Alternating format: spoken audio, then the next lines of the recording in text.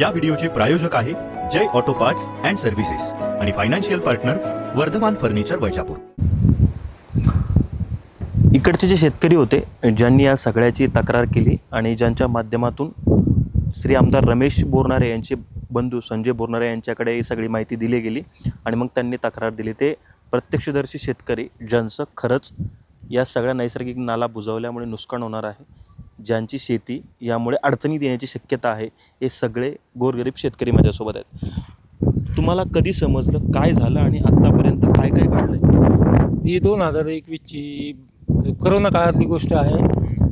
तर आम्ही ते नाल्याचं काम चालू असताना तहसीलमध्ये 2-3 वेळेस तोंडी जाऊन सांगितलं, पण त्यांनी त्याच्यावर काही रिॲक्शन घेतले नाही. त्यांनी त्याच्यावर नाली बनवली, दुसरे प्लॉट चालू बी केले त्यांनी. प्रशासन याच्याकडे काही दुर्लक्ष करत आहेत. बरं, प्लॉट बनण्यापूर्वी लेआउट होण्यापूर्वी तुम्ही तक्रार केली होती? हो, तोंडी तक्रार 2दा-3दा केली तहसील. दखल घेतली गेली नाही? बरं, पूर्वीचा नैसर्गिक नाला कसा होता आणि आत्ता काय स्थिती आहे? पूर्वीचा नाला हा खूप मोठा होता, खूप पाणी वाहत त्याच्यातून, आणि आता पुढं नालाच दिसत नाही. पुढं नाला पुरा बंद झालेला आहे आणि त्यामुळे पुरं आमच्या वावरामध्ये पाणी येतं इकडं. अच्छा, अजून काही शेतकरी आपण त्यांच्याशी बोलूयात.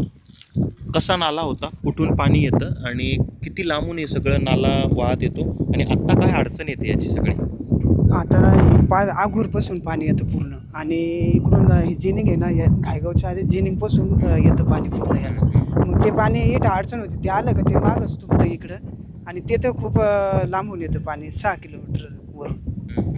आणि याच्यावर केटी वर्क आहे, मागं 2-3 केटी वर्क आहे, पुढं बी आमच्या शेतात पुढे एक केटी वर्क आहे. आता ते केटी नळ्या टाकल्यामुळं केटी वर्कच्या हाईटवरती आहे आणि नळी तर पुढं ब्लॉकच आहे. मग ते पाणी तिकडं साठल्यामुळं ते पाणी ब्लॉक होतं, पुढं जात नाही ना, आणि इकडंच पाणी साठचं, असं होतं. मागं बी केटी वर्क आहे, त्यामुळे शेतात हो पाणी पाणी येतं. बरं, ही जेव्हा लेआउट झाली, तुम्ही त्या लेआउट धारकांची, जे कंपनीचे, जे बिल्डरचे जे लोक होते कोणी, त्यांच्याशी कधी बोललात का? त्यांना हे सगळं सांगितलं का?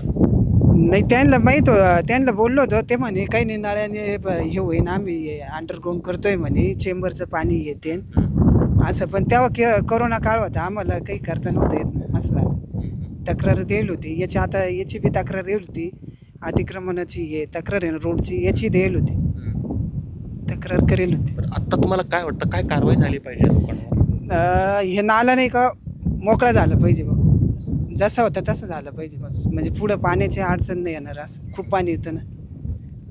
आणखी काही शेतकरी आहेत? बाबा मला सांगा, इथे सुरुवातीला नैसर्गिक नाला होता, त्याला नळ्या टाकून दाबण्यात आलं, यावरती काही प्लॉट ज्या लोकांनी प्लॉट खरेदी केले नाल्यावरचे, त्या लोकांचं काय मत असतं?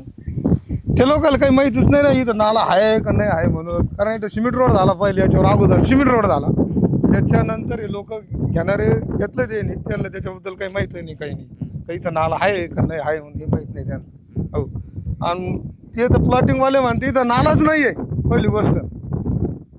हे नकाशातच नाही म्हणता नाला. मग प्रशासनानं तो पाव नकाशात आहे का नाही आहे तर त्याने पाव. पण इकडचे सर्वसामान्य लोक आणि तुमच्यासारख्या शेतकऱ्यांचं, या प्लॉट धारकांचे जे यांनी लेआउट करा, यांच्यामुळे नुकसान झालं का हो सगळं? नाही, आमचं वैयक्तिक नुकसान होईल, त्यांचं काय नुकसान होईल? पाण्यामुळे आमचं नुकसान होईल, त्यांचं नाही होणार नुकसान. त्यांचं काय नुकसान होणार? नुकसान आमचं होणार, शेतकऱ्याचं नुकसान. पण ज्या लोकांनी, ज्यांना गरीब लोकांना प्लॉट केले, त्यांचंही होणार ना तुमच्यासोबत? त्यांचं माझं त्यांनी काहीतरी कारवाई करायला पाहिजे ना. ते तर नाही म्हणते आमचे काही नाही होणार, म्हणते कारवाई आम्हाला काही नाही होणार, पण त्यांचं नाही का होईल, पण आमचं होऊ राहिलं बस. ज्या दिवशी सुनावणी पार पडली न्यायदंड अधिकारी SDM यांच्या दालनात, तुम्ही होता तिथं? हा, होतो ना, आम्ही इथंच होतो. काय घडलं त्या सुनावणीमध्ये? काय म्हणाले SDM? तर काय चर्चा झाली? त्याने आम्हाला फक्त एवढंच ऐकलं, आम्ही लांब बसलो होतो, तर त्याने सांगितलं का हे नकाशातच नाही आहे, आम्ही घेतलं त्यावेळेस नालाच नव्हता, इथं पाणीच येत नव्हतं, आता कसं काय येऊ राहिलं, हे ते असं म्हणून राहिले. अधिकारी काय म्हणाले त्यावर? तिथे काय ऐकलं नाही मी. बरं, तुम्ही होता तिथे सुनावणीच्या वेळेस, काय घडलं?